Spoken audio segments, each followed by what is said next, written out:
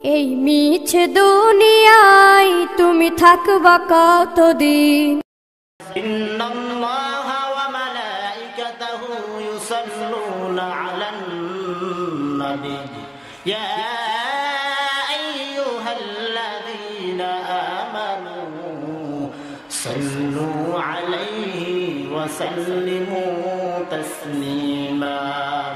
আল্লাহুম্মা সাল্লি আলা محمد وعلى آل محمد كما صليت على إبراهيم وعلى آل إبراهيم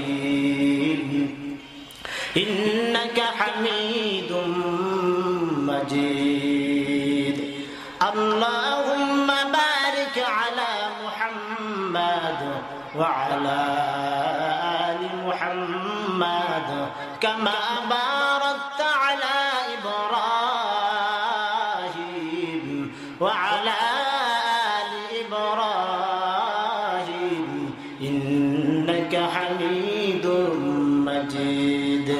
بلغ العلا بكماله كشف الدجى بجماله حسنت جميع خصاله صلوا عليه وآله لا إله محبت আওয়াজ لا إله যারা পিছনের দিকে যেন সামনে আগায় বসেন ইল্লাল্লাহ লা ইলাহা ইল্লাল্লাহ লা ইলাহা ইল্লাল্লাহ লা ইলাহা ইল্লাল্লাহ লা ইলাহা ইল্লাল্লাহ। কত সুন্দর মদিনা যাইতে এই মন দেওয়ানা, হরে কত সুন্দর মদিনা যাইতে এই মন দেওয়ানা, হরে দয়া করো দয়ার আল্লাহ, দয়া করো দয়ার আল্লাহ, পুরাও মনের বাসনা লা ইলাহা লা ইলাহা ইল্লাল্লাহ লা ইলাহা ইল্লাল্লাহ লা ইলাহা। মোহাব্বত আওয়াজ করে লা ইলাহা। মাজার বাজার গায়রুল্লাহ, পীর ফকির গায়রুল্লাহ, মাজার বাজার গায়রুল্লাহ, পীর ফকির গায়রুল্লাহ, সিজদা করব এক আল্লাহ লা ইলাহা। জবান খুলে জবান খুলে লা ইলাহা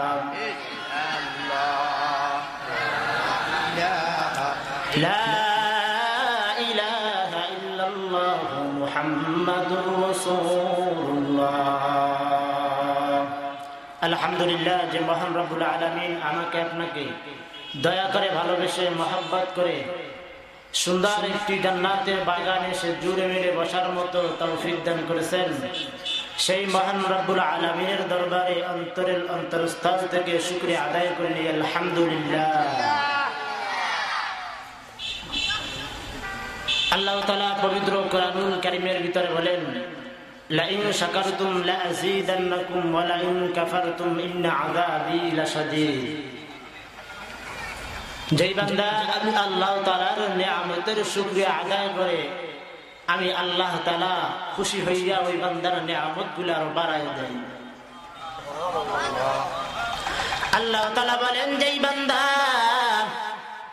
আমি আল্লাহ তাআলার নিয়ামত পাওয়ার পর আমি আল্লাহ তাআলার নিয়ামতের শুকরিয়া আদায় করে না, আমি আল্লাহ তাআলা ওই বান্দার কাছ থেকে নিয়ামত ছিনায়া নেন। যেই বান্দা আল্লাহ তাআলার নিয়ামতের আদায় শুকরিয়া করে না, ওই বান্দার কাছ থেকে আল্লাহ তাআলা নিয়ামতগুলো ছিনায়া নেয়। বরং ছিনায়া নিয়ে এখানেই ক্ষান্ত হন না, আল্লাহ তাআলা বলেন ইন্না আযাবি লাশাদীদ, এ বান্দা দুনিয়া থেকে যখন বিদায় নিয়ে আসবা তোমার জন্য রেখে দিয়েছি ভয়ঙ্কর শাস্তির ব্যবস্থা। এজন্য বেশি বেশি আল্লাহ তাআলার নিয়ামতের শুকরিয়া আদায় করা দরকার, ঠিক না? বান্দা দুনিয়ার ভিতরে তাকাইয়া দেখো, এ বান্দা তোমার মতো কত অসুস্থ মানুষ হসপিটালের বিছানায় ঘুমায়, এই বান্দা কত মানুষ কত কাজে আটকা খায় আছে, কিন্তু বান্দা আপনাকে যে জান্নাতের বাগানে এসে বসার মতো আল্লাহ তাআলা তৌফিক দিয়েছে, এই জন্য জবান দিয়ে আরেকবার শুকরিয়া আদায় করি আলহামদুলিল্লাহ।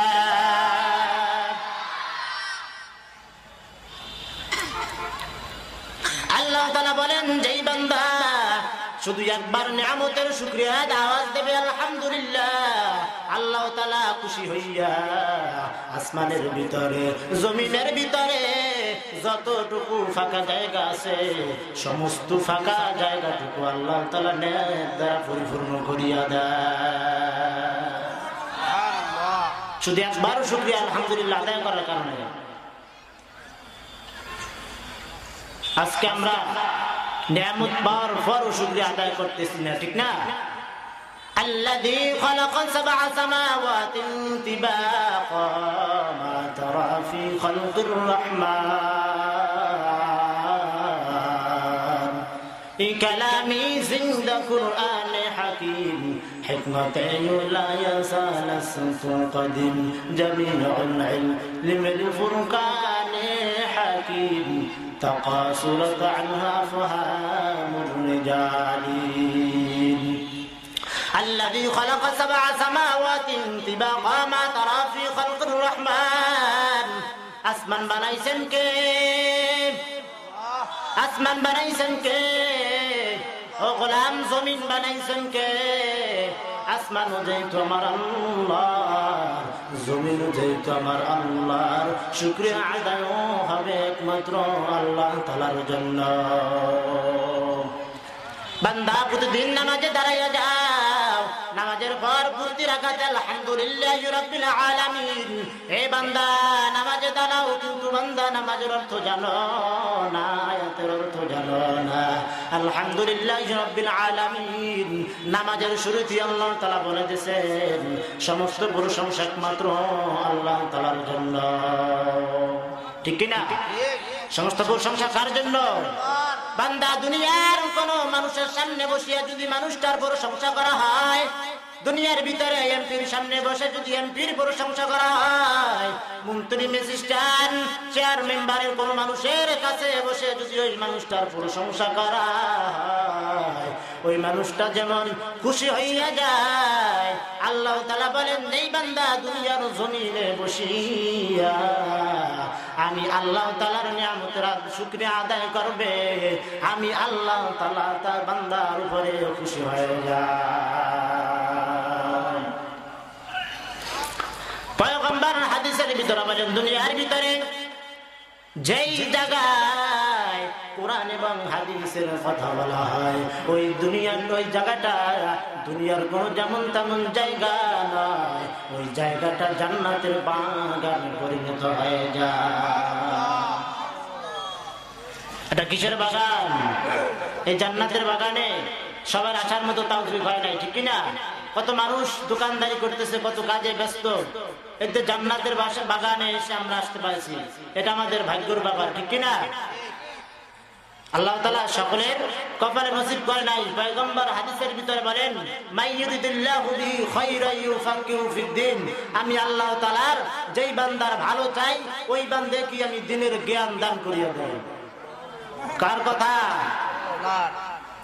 নবীর হাদিসের কথা, যে যেই বান্দাকে আল্লাহ তাআলা ভালোবাসেন ওই বান্দাকে দ্বীনের জ্ঞান দান করে দেয়। তাহলে আমাদেরকে আল্লাহ তাআলা ভালোবাসেন, ঠিক কিনা?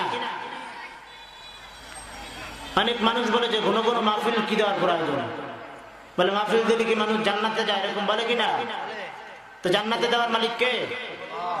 জান্নাতে দেওয়ার মালিক আল্লাহ। ও বান্দা কেন বুঝো না, জাহান্নামে দেওয়ার মালিক আমার আল্লাহ। খাজা খাজা উসমান হারুনি রাহমাতুল্লাহি আলাইহি একদিন সকল ছাত্রদেরকে ডাক দিয়ে বলতেছে, এশারের নামাজের পর ডাক দিয়ে বলতেছে, ছাত্ররা আজ এশারের নামাজ পর একটা ঘোষণা দিব, আগামীকাল ফজরের নামাজ যেই বান্দা জামাতে আদায় করবে ওই বান্দার নাম আল্লাহ তাআলা জান্নাতের দপ্তরে উঠায় দিবে। কার কথা? খাজা উসমান হারুনি রাহমাতুল্লাহ আলাইহির কথা। যে আগামীকাল ফজরের নামাজ যেই বান্দা মসজিদে সে জামাতে আদায় করবে সেই বান্দাকে আল্লাহ তাআলা জান্নাতের ভিতরে প্রবেশ করাবে, তার নামটা জান্নাতের খাতা উঠাবে। কিন্তু শর্ত আছে যে আগামীকাল ফজরের নামাজ জামাতে পড়বে তাকে যে জান্নাতে উঠাবে এটা কোনো মানুষকে বলা যাবে না, কাউকে দাওয়াত দেওয়া যাবে না। কি করা যাবে না? কাউকে দাওয়াত দেওয়া যাবে না। সব মানুষগুলো নির্ঝুম রাত্রে ঘুমিয়ে গেছে, কাউকে বলে না। খাজা উসমান হারুনি রাহমাতুল্লাহি আলাইহি বলিয়ে দিয়েছে, যেই কথা যে বাস্ত করবা যে বলবা মানুষের কাছে তার নাম জান্নাত থেকে কাটিয়ে দিবে। যে মানুষের কাছে বলবে তার নাম কি করবে? জান্নাত থেকে কাটিয়ে দিবে। যখন এই কথা বলছে ভয়ে সব মানুষগুলো ঘুমিয়ে গেছে, কোন মানুষকে দাওয়াতও দেয় না, কোন মানুষকে বলে না, কারণ সে একা একা জান্নাতে যাবে। কি একা একা কোনোদিন জান্নাতে যাওয়া যায়? কথা বলেন না কেন? একা একা জান্নাতে যাওয়া যায়? যদি জান্নাতে যাইতে হয় তো মানুষকে দাওয়াত দিয়ে দিয়ে দিনের কাজে আসতে হবে, দিনের কাজে আনতে হবে, তারপর আপনি না জান্নাতে যাবেন। একলা একলা একা একা কোনোদিনও জান্নাতে যাওয়া যাবে না, ঠিক কিনা? এবার সব মানুষগুলা ঘুমিয়ে গেছে, কাউকে বলে না ভাই, কারণ যাকে বলবে যে বলবে তার নামটা তো জান্নাতের খাতা থেকে কাটিয়ে দিবে।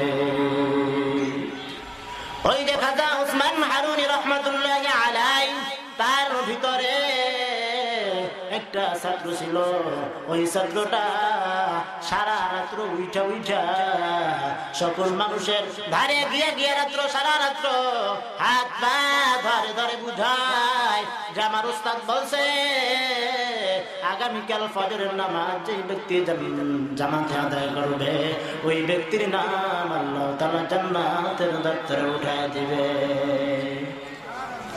সারা রাত্র মানুষের হাত পা ধরে ধরে বুঝাইতেছে যে তোমরা যাও ফজরের নামাজ জামাতে আদায় করো, জামাতে আদায় করলে তোমাদের নাম জান্নাতের দপ্তর উঠবে।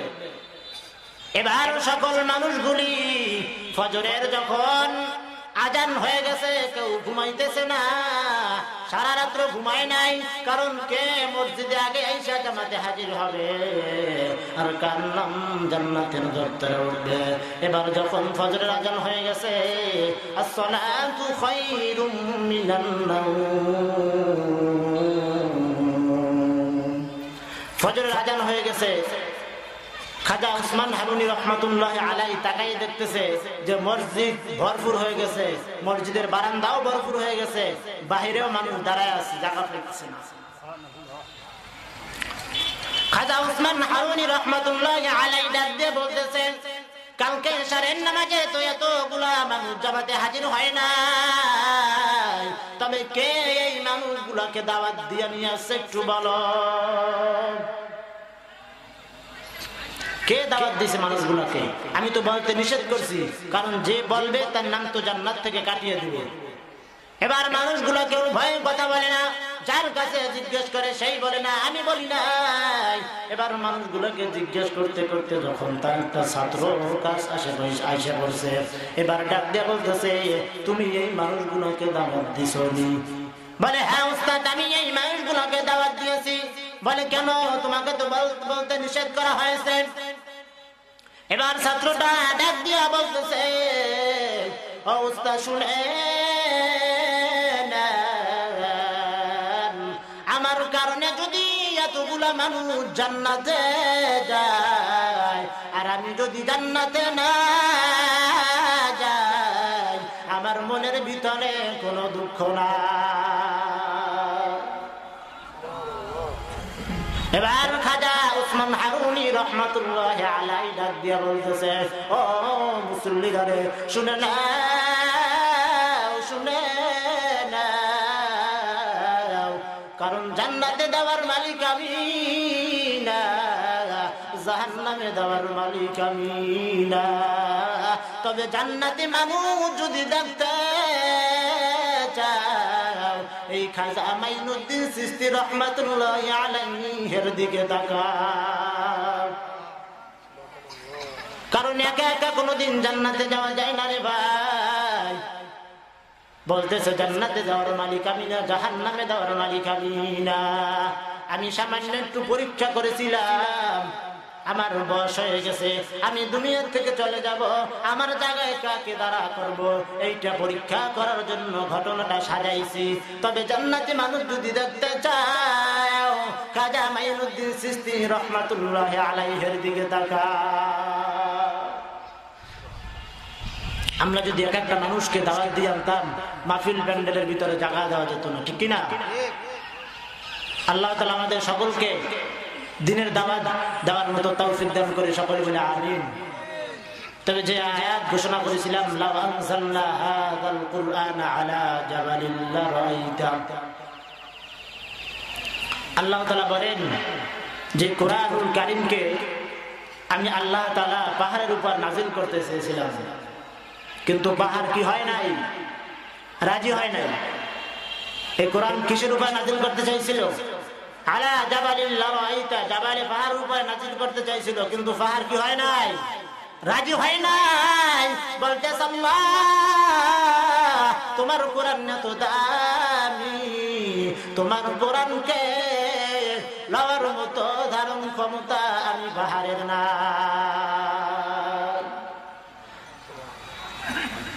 যাকে জিজ্ঞেস করে সেই বলতেছে না, আমি পারবো না। কিন্তু সেই কোরআন কে আল্লাহ তাআলা আমার আপনার নবীর উপরে নাযিল করেছে, ঠিক কিনা? এই কোরআনের এত সম্মান, এত মর্যাদা, এই কোরআনের সম্পর্ক সরাসরি আল্লাহ তাআলার সাথে।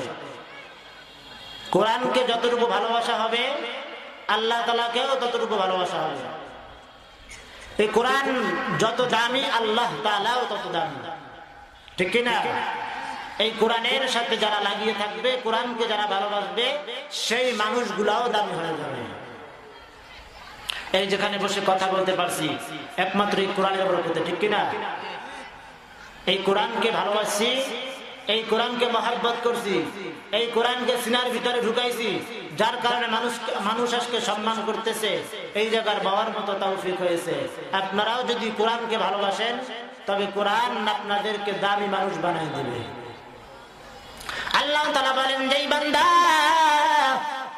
আমার কোরআনকে ভালোবাসবে, আমি ওই বান্দাকে দুনিয়ায় বাদশা বানাইয়া দিব, ওরে গোলাম আখিরাতেও বাদশা বানাইয়া দিব। সানাউল্লাহ বানী বকরি রহমাতুল্লাহি আলাইহি তার কিতাবের ভিতরে একটি ঘটনা, গামছা ব্যবসায়ীওয়ালা বাজারে গেছে গামছা বিক্রি করতে। আল্লাহ বান্দা খুব গরিব মানুষ, গামছা বিক্রি করিয়া করিয়া সংসার চালায়। এই বান্দা যখন গামছা বিক্রি করতে গেছে, গামছা বিক্রি করতে যাওয়ার পর হঠাৎ করে তাকাই দেখতেছে আল্লাহর গোলাম ডাক দিয়া বলতেছে, কে আছো? আমার কাছে এমন একটা কিতাব আছে, যেই কিতাবের ভিতরে সরাসরি আমার মাওলা পাকের কথা আছে। কে আছো? এই কিতাবটা কিনবা? আমার কাছে এমন একটা কিতাব আছে, যেই কিতাবের ভিতরে সরাসরি মাওলা পাকের কথা আছে। কেউ আছো নি? এই কিতাবটা কিনবা? এবার আল্লাহর বান্দা গরিব মানুষ গামছা বিক্রি করিয়া বান্দা খায়। ওই বান্দা সারাদিন গামছা বিক্রি করিয়া কয়টা টাকা হয়েছে, ওই কয়টা টাকা নিয়ে বলতেছে, ভাই যে কোরআন যে কিতাবের ভিতরে আমার মাওলা পাকের কথা আছে ওই কিতাবটা আমাকে দিয়া দেয়। বলে যেই কিতাবের ভিতরে আমি আল্লাহ তাআলার কথা আছে সেই কিতাবটা আমাকে দেন। সারাদিন গামছা বিক্রি করে যে টাকা নিছে সেই টাকা নিয়ে সেই কিতাব ক্রয় করার জন্য গেছে। এবার বান্দা যখন কিতাবটা কেনার পর বুকের সাথে জড়াইয়া বাড়ির দিকে নিয়ে যায়, বাড়ির দিকে নিয়ে যাওয়ার পর এ বান্দা কোনোদিন কোরআন শরীফ পড়ে নাই, বান্দা কোনোদিন পড়ালেখাও করে নাই। আল্লাহর বান্দা গরিব মানুষ বাড়ি যাওয়ার পর সকাল সন্ধ্যা ওই কিতাবটা মেলিয়া দেখে আর লাইনে লাইনে আঙ্গুল ঘুরায়। কোরআন শরীফ পড়তে জানে না, কিন্তু যেই শুনছে এই কিতাবের ভিতরে মাওলা পাকের কথা আছে, বান্দা গরিব মানুষ কোরআন শরীফ নিয়ে সকাল সন্ধ্যা লাইনে লাইনে আঙ্গুল ঘুরায়। আল্লাহ তাআলা বলেন পয়গম্বর আপনি জানাইয়া দেন যে বান্দা কোরআন শরীফ পড়তে জানে না, কোরআন পড়তে জানে না, ওই বান্দা যদি লাইনে লাইনে আঙ্গুল ঘুরায়, বান্দা কোরআন শরীফ পড়লে যে সওয়াব হইতো বান্দার আমলনামায় সমপরিমাণ সওয়াব দেওয়া হয়। কোরআন শরীফ পড়লে যে সওয়াব হইতো ওই বান্দা পড়তে জানে না, কিন্তু আল্লাহকে ভালোবাসিয়া সকাল বিকাল লাইনে লাইনে আঙ্গুল ঘুরায়, ওই বান্দা কোরআন শরীফ পড়লে যে সওয়াব হইতো বান্দার আমলনামায় সমপরিমাণ সওয়াব দেওয়া হয়। এবার বান্দা ঘরের ভিতরে আর কোনো কেউ নেই, বান্দার শুধু একটা মেয়ে সন্তান। এই বান্দার স্ত্রী কয়েক বছর আগে দুনিয়া থেকে বিদায় নিয়ে গেছে। এরকম করতে করতে এরকম কিছুদিন যাইতেছে, হঠাৎ করিয়া বান্দা দুনিয়া থেকে বিদায় নিয়ে গেছে। বান্দা কি করছে? দুনিয়া থেকে বিদায় নিয়ে গেছে। হঠাৎ করে তার মেয়েটা এবার হাউমাউ করিয়া কান্না শুরু করিয়া দিছে। এবার গ্রামবাসী সকলে এসে বলতেছে, মা এরকমের বাবা কেউ দুনিয়ার ভিতরে থাকে না, মানে তোমার বাবা দুনিয়া থেকে চলিয়া গেছে, তোমার ভালো মন্দ যা হয় আমরা দেখব, তোমার কান্না করা লাগবে না। এবার মেয়েটা ডাক দিয়ে বলতেছো, গ্রামবাসী আমার ভালো মন্দ খাবার দাবার তোমরা দেখবা, কিন্তু আমার বাবাই যে আমাকে মা মা করিয়া ডাক দিত, এই ডাক আমি কোথায় পাবো? তোমার ভালো মন্দ খাবার দাবার সব দেখবা, কিন্তু আমার বাবা যে আমাকে মা মা করিয়া সকাল বিকাল ডাক দিত, আমি সেই ডাক কোথায় পাবো? এবার গ্রামবাসী সকলে বলতেছেন যে তোমরা দেরি করিও না, এই বান্দাকে দাফন কাফনের ব্যবস্থা করিয়া দাও। এবার এলাকার ভিতরে খোঁজ করতেছে কে জানাজার নামাজ পড়াবে। সারা এলাকা তন্ন তন্ন করিয়া খোঁজা হলো, কিন্তু কেউ তো জানাজার নামাজ পড়ানোর মতো নাই। এবার ডাক দিয়ে বলতেছে যে লাশকে রাস্তায় নিয়ে দাঁড়াইয়া যাও, প্রত্যেক থেকে যখন কোনো মানুষ যাবে এমন কেউ যদি জানাজার নামাজ পড়াইতে পারে, ওই বান্দার জানাজার নামাজ পড়াইয়া রাখবো। কেউ যদি জানাজার নামাজ পড়াইতে পারে তার তাই জানাজার নামাজ পড়াইয়া রাখবো। এবার যখন লাশকে রাস্তায় নিয়ে দাঁড় করাই দিল, হঠাৎ করিয়া দেখতেছে এমন এক বান্দা ঘোড়ার পিঠের উপরে সওয়ার করিয়া সমান দিকে আসতেছে। বান্দা যখন কাছাকাছি এসে বলছে, বান্দাকে ডাক দিয়ে বলতেছে, ভাই আপনার থোতার ভিতরে দাঁড়িয়েছে, আপনি মনে হয় জানাজার নামাজ পড়াইতে পারেন। এবার আল্লাহর বান্দা ডাক দিয়ে বলতেছে, ভাই আমি জানাজার নামাজ পড়াইতে পারি, কিন্তু আমি একটা সরকারি চাকরি করি। বলতেছে, ভাই আপনি কোন ডিপার্টমেন্টে চাকরি করেন? আল্লাহর বান্দা ডাক দিয়ে বলতেছে, আমি পুলিশ ডিপার্টমেন্টে চাকরি করি। বলুন না সুবহানাল্লাহ। কেমন পুলিশ যে জানাজার নামাজ পড়াইতে পারে? এমন পুলিশ আছে ৫ ওয়াক্ত নামাজ পড়ে, সময় পাইলে কোরআন তেলাওয়াত করে, ঠিক না? বলতেছে ভাই এই লোকটা তো দুনিয়া থেকে রাত্রে বিদায় নিয়ে গেছে, জানাজার নামাজ পড়ার মতো কেউ নাই, আপনি একটু মেহরবানি করিয়া জানাজার নামাজটা পড়াইয়া দিয়া যান। সবার অনুরোধে বলতেছে ঠিক আছে ভাই। জানাজার নামাজ পড়ানো হয়ে গেল, বান্দার কাজে বান্দা চলিয়ে গেল। যখন গেটের সামনে যায়, গেটের সামনে যাওয়ার পর পকেটে হাত দিয়ে দেখে বান্দার কাছে টুকিন দেখে না পকেটে। যে চাকরিতে জয়েন করেছে চাকরিতে ঢোকার সময় একটা টুকিন দেখাইয়া অফিসে ঢুকতে হয়, কিন্তু বান্দা টুকিন পকেটে দেখতেছে না। এবার বান্দা চিন্তায় পড়ে গেছে, কি কবরে টুকিন পড়লো কোথায়? আমার মনে হয় যে কবরে যখন লাশকে নামাইছি, কবরে লাশ নামানোর সময় মনে হয় টুকিন কবরের ভিতরে পড়িয়া গেছে। এই চিন্তা ভাবনা করিয়া বান্দা এলাকায় এসে সকল মানুষদেরকে ডাক দিয়ে বলতেছে যে ভাই এরকম ঘটনা, আমার একটা টুকিন ছিল, টুকিন দেখাই অফিসে ঢুকতে হয়, কিন্তু টুকিন দেখতেছি না।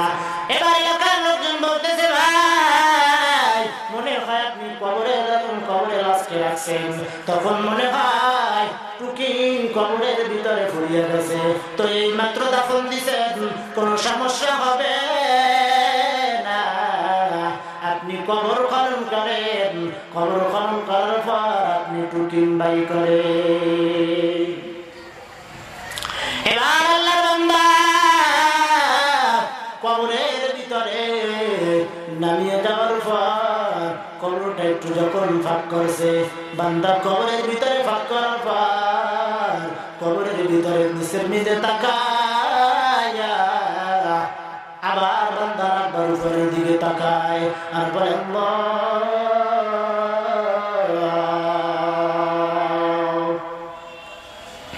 এবার এলাকাবাসী বলতেছে ভাই আপনার টুকিনের কি খবর? টুকিন দেখা গেছে নি? বলতেছে ভাই টুকিন লাগবে না, আগে বলো এই লোকটা কি কি আমল করতো। এবার এলাকাবাসী বলতেছে ভাই এই লোকটা কি আমল করতো আমাদের জানা নাই, তবে এই লোকটা কি আমল করছে এইটা যদি আপনারা জানতে চান, এই বান্দার ঘরের ভিতরে একটা মেয়ে আছে, এই মেয়ের কাছে গিয়ে জিজ্ঞেস করে। এবার বান্দা কবর খনন করতেছে, নিসমের দিকে তাকাইছে আর উপরের দিকে তাকাইতেছে। আল্লাহ, আমাদের তো দুনিয়া থেকে বিদায় নিতে হবে, ঠিক না ভাই? কুল্লু নাফসিন যায়িকাতুল মাউত, কি মরণ থেকে পালানো যাবে? জীবনে একবার হইলেও মৃত্যুর স্বাদ গ্রহণ করতে হবে। কার কথা? আল্লাহ পাকের কথা। কুল্লু নাফসিন যায়িকাতুল মাউত, মাউতু কাসিন, কুল্লু নাসিন শারিবুন, কবর বাইতিন কুল্লু নাসিন দাখিলুন। জীবনে একবার হইলেও মৃত্যুর স্বাদ আপনার গ্রহণ করতে হবে। দুনিয়ায় যে আমল করতেছেন, আমল দিয়ে কি জান্নাতের আশা করা যায়? কিছু মানুষ আছে নামাজ পড়ে না, রোজা রাখে না, আর রাস্তা রাস্তায় গান গায় আর বেড়ায়, আদর করিয়া মানুষ আল্লাহ বানাইয়া কেমনে দিবেন জাহান্নামে ফেলাইয়া, ঠিক না? এরকম কিছু মানুষ আছে না নাই? রাস্তা রাস্তায় গান গায় বেড়ায়, আদর করিয়া মানুষ আল্লাহ বানাইয়া কেমনে দিবেন জাহান্নামে ফেলাইয়া। আল্লাহ পাক রব্বুল আলামিন বলতেছে বান্দা তোকে নামাজ রোজা সব কিছু সুন্দর করিয়া বাতাই দিলাম, আর বান্দা তুই এগুলো করতেছ না, আর বলতেছ আদর করিয়া মানুষ আল্লাহ বানাইয়া কেমনে দিবা জাহান্নামে ফেলাইয়া। আল্লাহ কয় বান্দা কেমনে ফেলামু দেখবি। পয়গম্বর মুসা আলাইহিস সালাতু ওয়াস সালাম আল্লাহকে প্রশ্ন করে, আল্লাহ আদর করিয়া মানুষ আল্লাহ বানাইয়া কেমনে দিবেন জাহান্নামের ভিতরে ফেলাইয়া। এবার আল্লাহ পাক রব্বুল আলামিন ডাক দিয়া পয়গম্বর মুসাকে বলতেছে, ও পয়গম্বর মুসা আমি কেমনে মানুষ বানাইছি আর কেমনে জাহান্নামে ফেলাবো এটা কি তুমি দেখবা না আমি আল্লাহর কাছ থেকে শুনবা? পয়গম্বর মুসা আল্লাহ দেখতে পারলে কেডা শুনে আল্লাহ উভয়টা করে দেখায়। পয়গম্বর মুসা আলাইহিস সালাতু ওয়াস সালাম কে আল্লাহ তাআলা ডাক দিয়ে বলতেছে, ও পয়গম্বর তুমি ধানের চাষ আরম্ভ করিয়া দাও, যে তুমি ধান লাগাই দাও। পয়গম্বর মুসা যখন ধান লাগাই দিল জমিনের ভিতরে, এবার ধান পাইকে গেল। পাকার পর আল্লাহ তাআলার কাছে পয়গম্বর মুসা বলতেছে, ও আল্লাহ এই ধানগুলাকে কি করব? এবার বলতেছে এই ধানগুলাকে তুমি কাটিয়ে ফেলাও। কাটার পর বলতেছে আল্লাহ কি করব? বলে ধানগুলাকে সুন্দর করিয়া তুমি মইলা ফেলাও। পয়গম্বর মুসার ফলাও হয়ে গেল। এবার বলতেছে আল্লাহ কি করব? এবার পয়গম্বর মুসাকে আল্লাহ ডাক দিয়া কয়, পয়গম্বর মুসা রে ধান গুলালে তুমি বাতাসে উড়াইয়া দাও। এবার পয়গম্বর মুসা যখন ধান গুলাকে বাতাসে উড়াইয়া দেয়, এবার ধান গুলাকে বাতাসে উড়ানোর পর একটা ধান দেখা যায় উড়িয়া উড়িয়া আর জায়গায় যায়, ঠিক কিনা? আর ধান যেটা হয় এই ধানটা সরজমিনে পড়িয়া যায়। এবার পয়গম্বর মুসাকে বলতেছে, ও পয়গম্বর মুসা এই ধানগুলার সেদ্ধর ব্যবস্থা করো। এবার পয়গম্বর মুসা ডাক দিয়া বলতেছে এই ধানগুলার সেদ্ধ করব। পয়গম্বর মুসাকে আল্লাহ বলে, ও পয়গম্বর মুসা লাকড়ির ব্যবস্থা করো। এবার পয়গম্বর মুসা বলে আল্লাহ লাকড়ি লাগবে না। এবার পয়গম্বর মুসা বলতে আল্লাহ লাকড়ি লাগবে না। আল্লাহ বল কেন কেন লাকড়ি লাগবে না? এবার পয়গম্বর মুসা আলাইহিস সালাতু ওয়াস সালাম বলে এই যে সিটা আছে এই সিটা দিয়েই আগুন জ্বালানো সম্ভব। এবার পয়গম্বর মুসা আলাইহিস সালাতু ওয়াস সালাম যখন এই কথাটা বলিয়া দিল, মুসার জবাবে আল্লাহ উত্তর দেয়, ও পয়গম্বর মুসা রে আপনাকে আমার আর বেশি বুঝানো লাগবে না। হাসরের ময়দানে আমিও বান্দাদেরকে একটা ঝাঁটা দিব। ঝাঁটা দেওয়ার পর কিছু বান্দা উড়িয়া উড়িয়া জাহান্নামের ভিতরে যাবে। যেই বান্দা দুনিয়ার ভিতরে আমল করে নাই ওই বান্দা উড়িয়া উড়িয়া জাহান্নামের ভিতরে যাবে। আর যেই বান্দা ভালো আমল করছে ওই বান্দার আমলনামা ডাইন হাতে দেওয়া হবে। যেই বান্দা ভালো আমল করছে ওই বান্দা উড়িয়া উড়িয়া ডাইন ভুলে যাবে। আর যেই বান্দা ভালো আমল করতে পারে নাই ওই বান্দা কই ধানের চিটার মতো উড়িয়া উড়িয়া জাহান্নামের লাকড়ি বানায় দিব।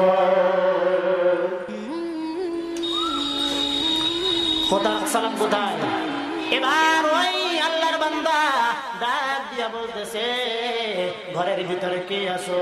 ওই মেয়ে তোমার কাছে একটা কথা জানতে চাই। বলে কি জানতে চান? বলে যে তোমার বাবা কি কি আমল করতো? বলতেছে তোমার বাবা আমার বাবা কোনোদিন পড়ালেখা করে নাই, কিন্তু আমার